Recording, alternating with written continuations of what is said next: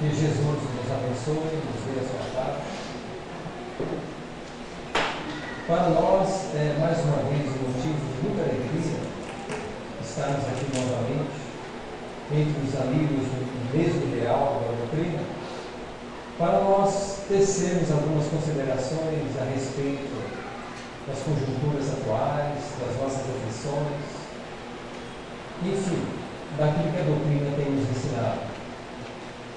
Nós acreditamos ser muito ricos, todos nós aqui, porque o coral que acaba de sair daqui faz-nos refletir muito a respeito do causador de tudo isso, que é Jesus. Não fosse Jesus, nós não estaríamos hoje aqui. Não fosse Jesus, nós não estaríamos no grau em que nós nos encontramos hoje, relativamente bem diante das vicissitudes da vida e daquilo que já passamos anteriormente. Então, cabe-nos, a todos nós aqui presentes, agradecer a Deus a possibilidade de conhecer essa doutrina de luz e também agradecer a possibilidade que temos ainda de fazermos o bem. Mesmo que ele ainda não tenha inaugurado dentro da nossa alma essa possibilidade natural, gostosa, de se inteirar com o outro. Mas que comecemos, de uma certa maneira, em homenagem àqueles que abriram clareira dentro da doutrina espírita, a iniciar com Allan Kardec, a partir de 1857, com o Livro dos Espíritos. Nós estamos vivendo, como já tem sido falado bastante, num momento, vamos dizer assim, de definição aqui na Terra. E para que isso se desse, para que isso ocorresse, foi necessário instaurar na Terra um planejamento de educação nunca antes visto. No período que Jesus esteve encarnado aqui na Terra, a Terra contava com 300 milhões de habitantes, sendo que 19 bilhões e 700 milhões se encontravam na espiritualidade. Ou seja, o total, nesse período, entre encarnados e desencarnados, era de 20 bilhões. Mas no período de Jesus, havia na Terra apenas 300 milhões. Assim que findou o Império Romano, e que veio a decadência, e que veio a penúria, e a dificuldade no campo da saúde, caiu ainda mais, e a Terra contava com 200 milhões de habitantes.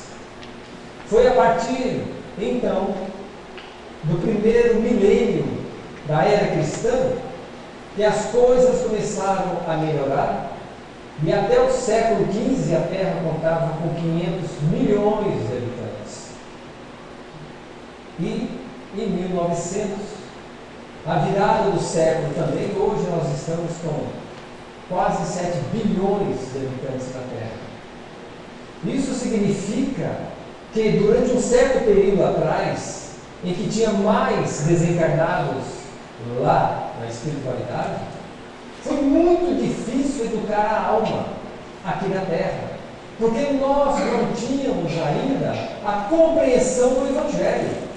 Então a educação, o retempero da alma se fazia praticamente na espiritualidade. Foi a partir do século XIX que toda a espiritualidade se reuniu e definiu um plano pedagógico para a alma humana, a fim de que, a partir da data do século XVIII, do século XIX, nós pudéssemos receber um planejamento, a instrução da espiritualidade que até então não existia.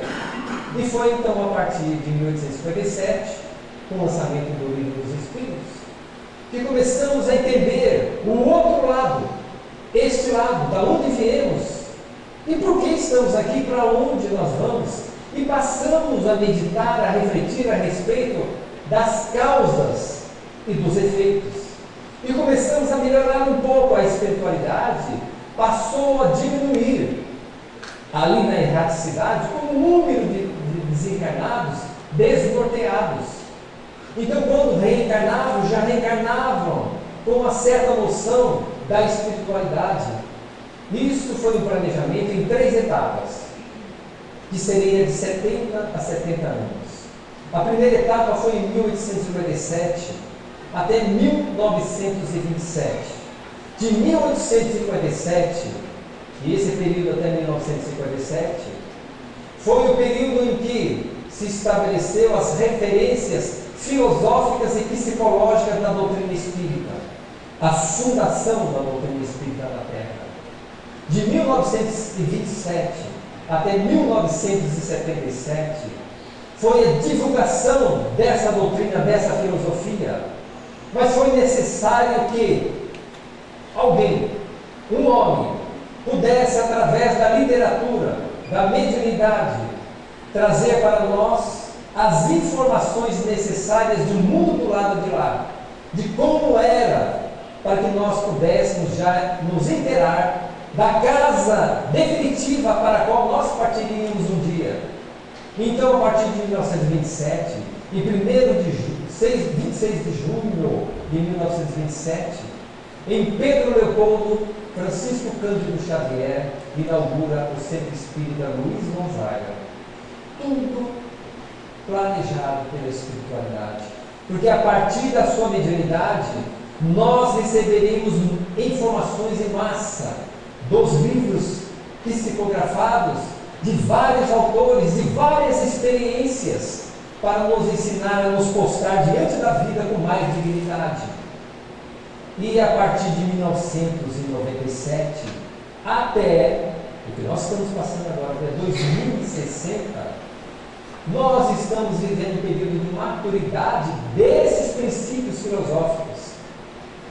Mas aí que está o coral aqui cantando, nos trazendo a lembrança do Pai Nosso e trazendo a lembrança da voz de Jesus, que cantava para nós na Palestina, entoando as nossas almas, e nós muitas vezes, sentindo que a voz dele era uma monotonia em nossos ouvidos, hoje estamos abrindo as nossas almas, compreendendo que realmente a doutrina espírita é de ponta, é o que melhor existe atualmente na Terra para nos transformar em homens melhores.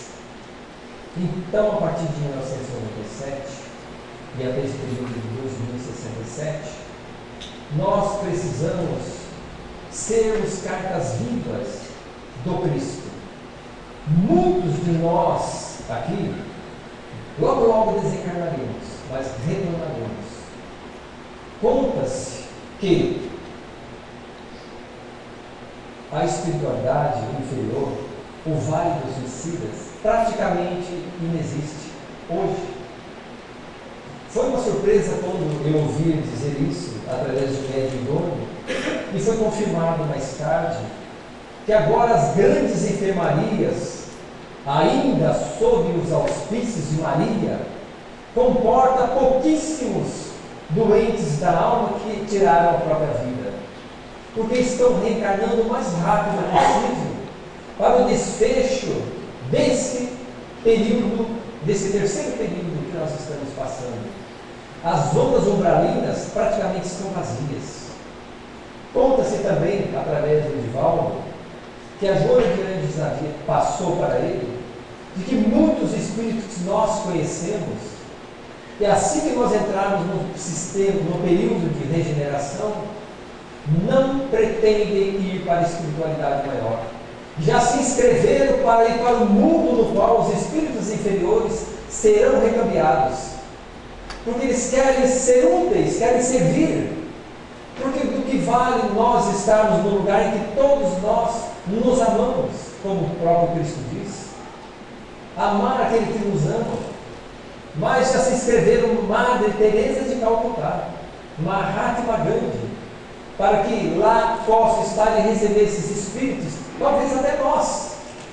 Eles nos receberão, ainda nós, aqui doentes, porque na Terra, que como consta hoje, esses quase 7 bilhões de habitantes, 4 bilhões são criaturas doentes, segundo o censo da espiritualidade, do IBGE da espiritualidade. 4 bilhões na Terra são espíritos doentes, necessitados de luz, que ainda estão em desequilíbrio. 2 bilhões estão em estado mediano, como nós, indo atrás da luz. Então, é mistério que todos nós possamos nos empenhar em ser essa carta viva. Ler a doutrina, estudar a doutrina, participar junto à vida do outro, para que o outro não fique para trás, como um dia fizeram conosco também, estendendo as suas mãos. Sempre podemos fazer um pouquinho mais, o que nos lembra um momento muito interessante que foi contado para mim, de uma palestra que a pessoa escutou, e eu achei interessante eu passar para vocês. Eu creio que até foi o Divaldo que contou, porque essa pessoa assiste às palestras do Divaldo, e está sempre passando algumas informações muito interessantes. Isso se já não for narrado aqui, mas não importa. O interessante é nós guardarmos, reter essas informações, porque na Flórida existia, no período da década de 40, um enorme hospital que trabalhava com câncer. E ali tinha uma mãe do 6º andar, cujo filho estava internado, estava com câncer. E os médicos fizeram de tudo para salvar aquela criança. E não conseguiram. E aquela criança resistente, era otimista, conversava com a mãe, conversava com os enfermeiros e com todos os médicos que ali estavam assistindo aquela criança. Ela tinha 9 anos. Ela queria muito ser bombeiro. E não havia conseguido devido à doença e sabia que era criança demais. Ainda era muito cedo.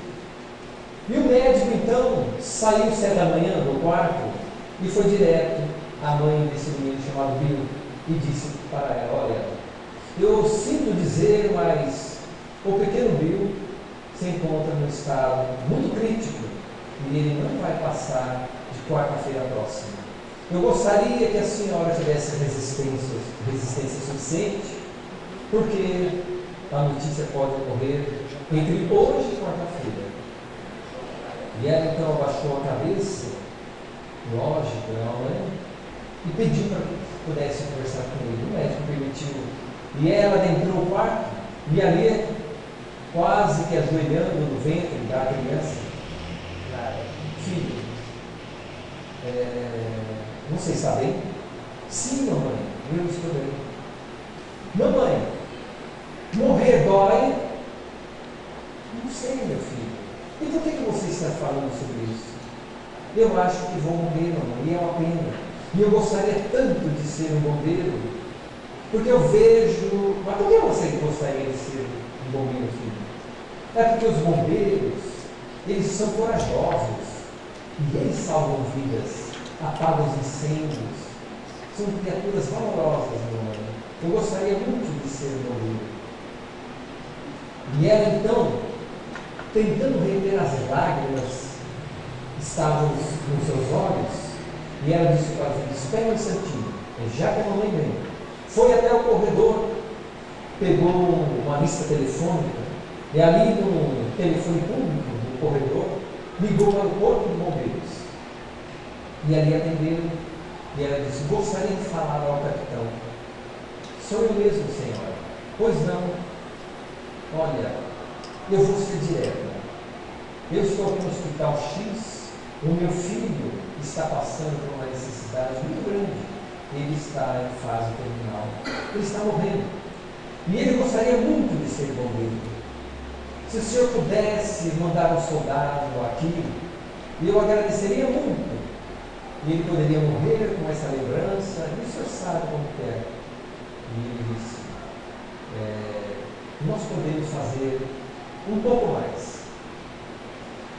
Quarta-feira que vem, nós teremos uma turma aqui que vai se formar. Mas quarta-feira, interrompeu ela, o meu filho talvez não esteja mais aqui, porque o médico disse que ele vai aguentar até quarta-feira. Mas não importa, se a senhora conseguir mantê-lo até quarta-feira, nós vamos formar uma turma aqui de bombeiros. E nós podemos trazê-lo até aqui. Dê as medidas de Bill. Nós vamos fazer um uniforme para ele. E ela então passou as medidas do menino. E ele disse para ela: quarta-feira, traz ele aqui se ele resistir. Traz ele até aqui. Mas se a senhora observar que ele não está aguentando, eu mando um soldado. Então, ela correu até o quarto e disse para o pequeno Bill: filho, você não pode morrer, porque você vai ser um bombeiro. E eu acabo de ligar para o capitão, e ele disse que quer ver você ali junto com a turma que vai se formar, e você vai ser um bombeiro.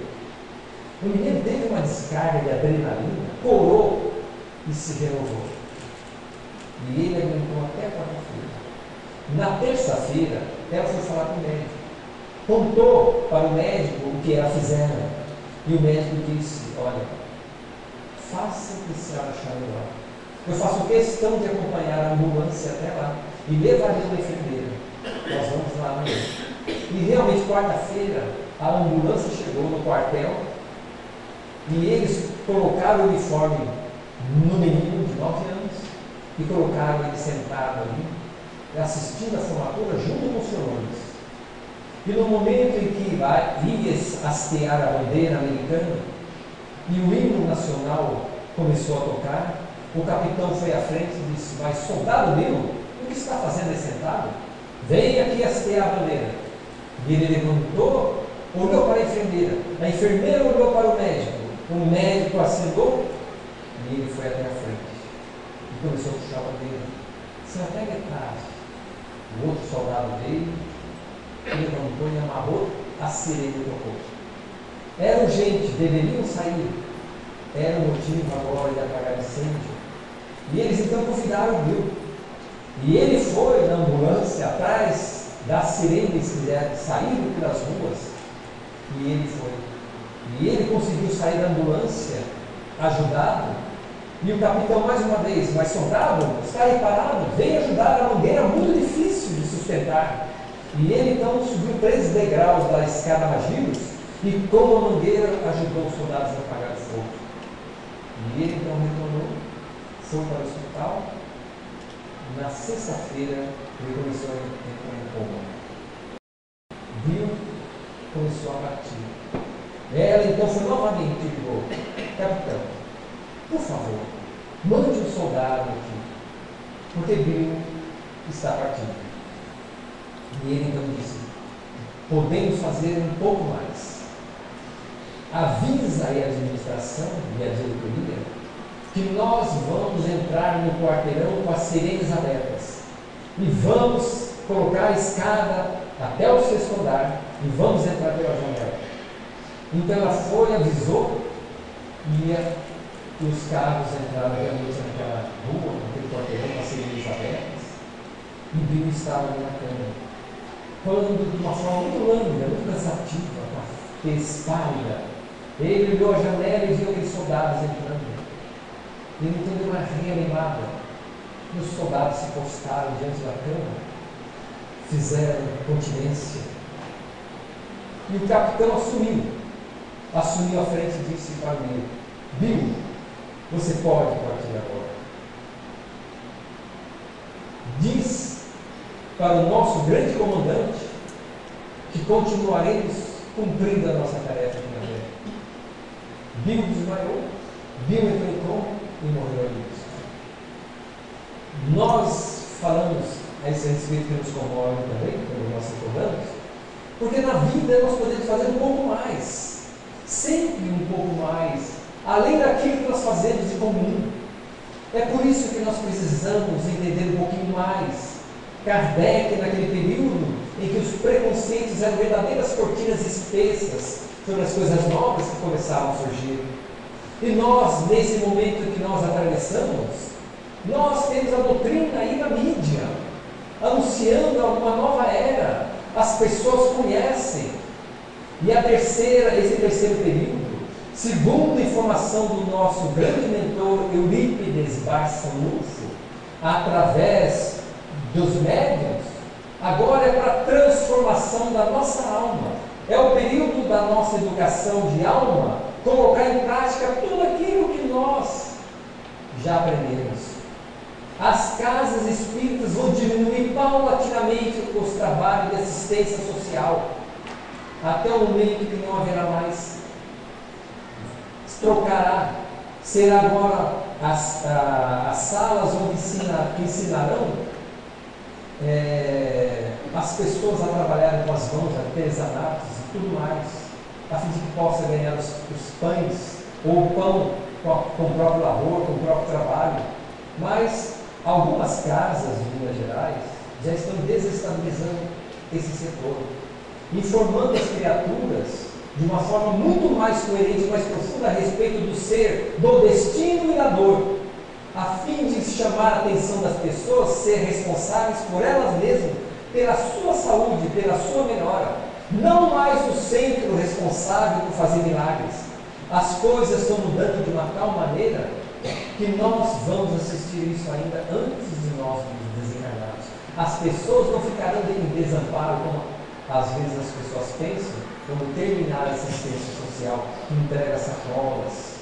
Não é isso. Isso vai ser gradativo, devagar. A instrução, hoje a prioridade é atingir a alma das criaturas na finalidade da educação da própria alma, a fim de que possa ter sustentáculo, requisitos próprios para poder entender que ela é um Deus, de letra minúscula, mas é um Deus, e melhorar cada vez mais, porque estamos chegando nesse momento em que as pessoas precisam muito mais de amor do que de instrução, e chegará o momento em que as religiões vão buscar também essas informações da espiritualidade, porque o futuro da religião, conforme anota o próprio Eurico Garcia Lúcia, não é tornar-se espírita, mas o futuro da religião é ter essas noções e continuar na sua doutrina, na sua maneira de pensar, na sua ideologia.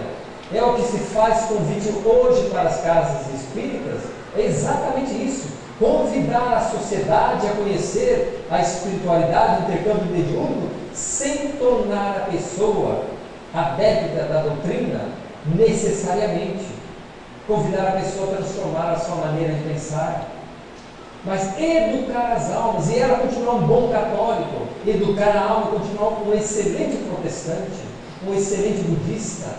É essa a proposta da doutrina espírita, e sempre foi essa proposta. Somos nós que interpretamos erroneamente muitos pontos da doutrina espírita, tentando transformar as pessoas em espíritas. Na realidade, precisamos compreender o amor de Deus sobre todos nós, a lei da reencarnação, a pluralidade das existências, para que nós possamos continuar amando, cada um no seu setor de trabalho, cada um na sua crença. Nós precisamos exatamente mudar a nossa maneira de ser. E para isso, nós lembramos também uma pequena passagem para nós refletirmos. Se não me engano, já contei até uma vez aqui. No período da Idade Média, aqueles mosteiros que existiam e que tinham aqueles abades, que tinha os padres reclusos, praticamente era um mistério. E muitas pessoas pensavam o que poderia existir dentro daqueles lugares. E as pessoas iam buscar esses lugares para obter informação a respeito da sua conduta, da sua melhora, ou de algo estranho que houvesse acontecendo em sua alma e pudesse lá arrancar um lenitivo para a sua alma. Então, conta-se que um determinado forasteiro, um mojique, saindo da Rússia, foi em busca de um mosteiro, e lá chegando procurou o líder ali daquele mosteiro, e aproximando de um monge: por favor, eu gostaria de falar com o prior, com um monge maior aqui. Eu venho de muito longe, e o que eu tenho para contar é algo que eu gostaria de falar diretamente com ele. Então aguarde um instante que eu vou chamar. E for fechar o portão e foram chamar.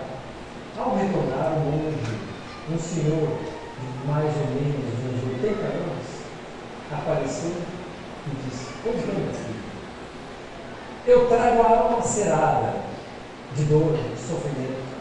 Eu tenho apenas 33 anos, mas o que o Senhor pensar eu já vivi, e o que o Senhor pensar eu já fiz. Eu não aguento mais a mim mesmo. Eu gostaria de arrancar da minha mente determinadas tentações que até hoje rasgam a minha alma. Se o Senhor pudesse me ajudar, eu gostaria de ser um outro homem, ser uma criatura útil.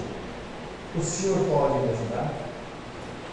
Mas o que é que se passa na sua alma? Eu não posso contar para o Senhor, porque o Senhor vai se envergonhar. O Senhor vai corar se eu contar o erotismo que existe dentro da minha mente e da minha alma. Eu gostaria de arrancar isso. Parece que o demônio constantemente vem reinar sobre os meus pensamentos e toma conta de mim. Por favor, adentre. E ele entrou.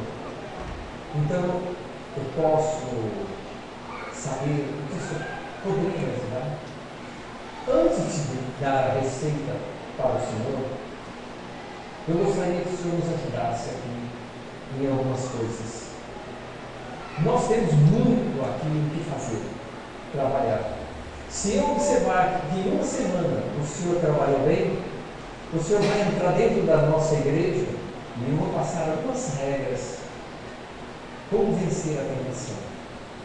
Eu tenho certeza que o Senhor vai sair daqui um outro homem. E depois não. E então deram-lhe cama, deram uma cela onde ele ficou, e ele então, na manhã seguinte, levantou, antes mesmo do sol nascer, junto com os demais, e foi carpir. E o dia inteiro só parou para comer. Voltou novamente. Dormiu de uma maneira que ele nunca havia dormido antes. Uma semana assim, cansadíssimo. Depois de uma semana, o monge o chamou: meu filho, vem, eu vou passar as regras para você. Como vencer a tentação. E o jovem disse assim: não preciso mais. Durante essa semana, não passou uma mosca em minha mente em que me induzisse ao pensamento erótico. Não tive tempo. E o monge sorriu. Veja, o trabalho, o que faz com a nossa alma. A sua mente entretida em algo útil, o que fez contigo? Higienizou a sua mente. É o que nós sempre falamos no campo da espiritualidade. Nós precisamos ver o mundo como ele é hoje, com toda essa oferta que ele nos dá, as ilusões que nós encontramos por aí, as fantasias, e precisamos discernir o que é bom para nós e o que não é, o que é passageiro e o que é perene. Aquilo que é útil faz bem à nossa alma e podemos utilizar para o engrandecimento do nosso espírito, para sermos cada vez mais úteis e renovar a nossa maneira de ser. Porque às vezes estamos por determinados caminhos, perto de um precipício, por falta de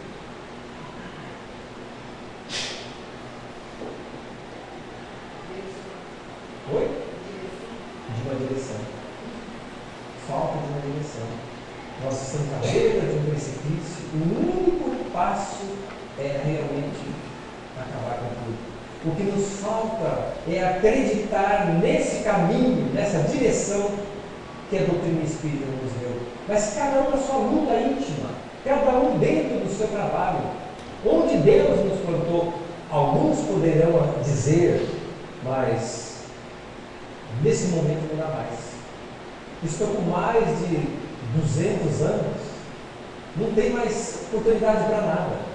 E como é que eu vou ser útil na idade que eu estou, onde meus filhos nem moram mais comigo, eu me encontro só? Isso é tudo ilusão.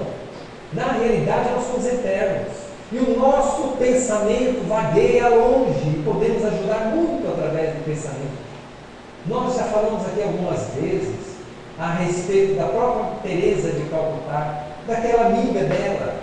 Eu já contei umas 2 vezes, rapidamente, nem vou entrar em muito detalhe, porque alguns já conhecem. Aquela grande geógrafa, era geógrafa e ao mesmo tempo era uma arqueóloga extraordinária na Bélgica. Ela sofreu um acidente e ficou praticamente paralítica, só movia a cabeça. E ela queria tirar a própria vida. E pediu para que Madre Teresa, Madre, a senhora que acredita em seu Deus, por favor, dá algo para que eu possa morrer. Que eu não morra em agonia, porque eu já estou decrépita praticamente. O meu corpo já não responde. Eu gostaria de ser útil e hoje eu estou aqui. Então, o que ela faz? Minha filha, você tem uma potencialidade dentro da sua alma que você não acredita. O teu pensamento pode ajudar muitas criaturas. Por que você, a partir dessa marca na qual você se encontra, não pode sair por determinados lugares, determinados seminários que tem a respeito de arqueologia, que você conhece bem? Fala também sobre a sua experiência, a sua maneira de suportar e comportar-se diante da vida. Mas eu vou falar do meu desequilíbrio, vou falar da minha descrença em Deus por estar aqui? Pelo contrário, você é uma grande intelectual. Então utiliza todo o arsenal intelectual que você tem para o melhor. Levanta o ânimo daqueles que estão desanimados. Já que você se encontra assim, faça o bem através da sua palavra, do seu pensamento. Vamos fazer um teste. E fizeram o teste. Ela fez uma pequena palestra no ginásio da Bélgica para os seus alunos. Todos viram aquela mulher, a ex-professora, amarrada de pé numa maca, porque ela não poderia ficar de outra maneira, falando a respeito da experiência dela, o quanto ela sofria por não estar sentado ali e poder trabalhar. Levantou o ânimo de muitos alunos. E ela então pegou o ânimo e passou a fazer palestra pela Bélgica e pelo mundo. Ela tem um programa hoje de rádio na Europa, que sempre só para os cadeirantes. A união dos pensamentos para todos os cadeirantes do mundo, para todos aqueles que se encontram em situação difícil. Ela que queria desanimar e morrer. É o mesmo que se passa conosco, quando nós acreditamos que não podemos fazer mais nada. A doutrina espírita é doutrina de luz. Então nós podemos fazer alguma coisa, temos que fazer agora, rápido. Colocar em prática tudo aquilo que nós temos. Se não por nós, pelo menos por agradecimento a Francisco Cândido Xavier, que nos deixou esse legado extraordinário. Ele não pode ficar ali mofo na prateleira. Esses livros, luz, que nos levantou o ânimo, nos levanta até hoje. E os demais espíritos que agora estão chegando novamente, como Emmanuel, já há 10 anos, já deve estar reencarnado por aí. E outros espíritos também de luz que estão vindo, fora os alienígenas, de outros sistemas que estão aqui, segundo a informação do Filomeno de Miranda, que vem de certos sistemas ajudar-nos novamente, porque já fomos ajudados no início pelos próprios capelinos. Nós estamos sendo ajudados. Todos nós precisamos abrir os olhos, tornar-nos mais felizes, mais alegres, participar dessa renovação com alegria, mas não com pessimismo. Esse é o papel do Espírito. Sermos felizes, trazer alegria para dentro da casa. É a mensagem que nós trouxemos na noite de hoje, graças a esse coral, que muito nos inspirou. Porque Jesus está agora no coração dessas crianças. Quando se falaram, os Espíritos falaram que o umbral está praticamente vazio, e esses Espíritos estão aqui, e disseram que a violência ainda não chegou no pico, que vai chegar, porque eles estão aqui. Vai chegar um pico tal que depois para, e depois vai começar. Mas enquanto a violência ainda graça pelo mundo, nós precisamos ter resistência, vamos dizer no linguajar meio, uma resistência pedagógica, entender a causa disso e sofrer bem, conforme está ali exarado no capítulo 5 do Evangelho segundo o Espiritismo: o bem e o mal sofrer. Todos sofrem, mas poucos sofrem bem. Não é isso que está no capítulo 5? Então nós precisamos começar a aprender isso e colocar em prática tudo aquilo que Jesus nos ensinou e que a doutrina espírita esclareceu, tornou mais claro para nós. nós precisamos agradecer muito a essa doutrina que nos arrancou do lodo e hoje nos dá tanta alegria de viver. Então, vamos terminar a noite de hoje, né? Não terminar com a noite de hoje, né? Vamos terminar a noite de hoje com uma certa alegria dentro da nossa alma. Nós vamos tomar passo daqui a pouco. Outros vão voltar para casa meio cabisbaixo, ainda vivendo aquelas coisas, né? Não sei se perdeu, não sei se deixa para lá. Ô Roberto, posso só contar só mais uma coisa? Faltam 15 minutos. Eu sempre falo no trabalho, aqueles que estão com sono, aguenta só mais um pouquinho. Aqueles que já estão dormindo, não acordem essas pessoas. Deixa eles dormir. Só para nós terminarmos, eu sou repetidor. Então eu escuto e acho que é muito interessante o nosso passado. Isso eu escutei de uma moça que foi falar na nossa casa na segunda-feira passada. Por sua vez escutou não sei de quem. Então eu achei muito interessante essa mensagem que ela passou. Ela é lá do CEPI, lá de Amparo. E ela narrou uma coisa interessantíssima para nós, a questão do amor. Ela disse assim, contando que ela ouvia lá na Bahia, isso aconteceu na Bahia, no mínimo deve ser de volta, lá na Bahia, e que um senhor, mais ou menos dos seus 47 anos, ele queria separar-se. Então, ele não queria mais viver com a sua esposa e eles tinham um único filho. E falou para a esposa, olha, eu não dá mais para viver contigo. Já há alguns meses eu tenho oportunidade de falar, mas até agora não tomei coragem. Então eu gostaria de dizer-te que não dá mais para viver junto. Eu gosto de uma outra pessoa e me encontro vez ou outra com essa pessoa. Eu não gostaria de traí-la. Eu gostaria de dizer, abrir o jogo contigo e dizer, não vou separar contigo. E ela então tomou um pacto. Ela pensou no filho, pensou nela, óbvio, não. Pensou nele, não será fantasia, não será ilusão. E ela pensou e disse, não, tudo bem, você tem todo o direito, mas eu vou pedir que você faça isso daqui mais ou menos um mês. Daria para você aguentar um mês? Pois não. Eu gostaria de pedir uma outra coisa. Durante esse período de um mês, a partir de amanhã, você poderia me pegar no colo do nosso quarto e trazer até aqui embaixo? Pois não. Você quer assim? E no dia seguinte ele começou. Eles acordaram, ele a tomou no colo, desceu as escadas, colocou ela sentadinha na mesa, tomou o seu café e ele saiu para trabalhar. No dia seguinte a mesma coisa. No dia seguinte ele segurou-a no colo e começou a pensar, há quanto tempo eu não toco na minha esposa? Estranho isso. No terceiro dia, ele apenas não pensou, mas sentiu aquele cheiro peculiar dela, que há muito tempo ele havia esquecido. E colocou ali, no quinto dia, a mesma coisa, sentiu o calor do corpo dela, aquele cheiro de saudade, e colocou na mesa, ali na cadeira.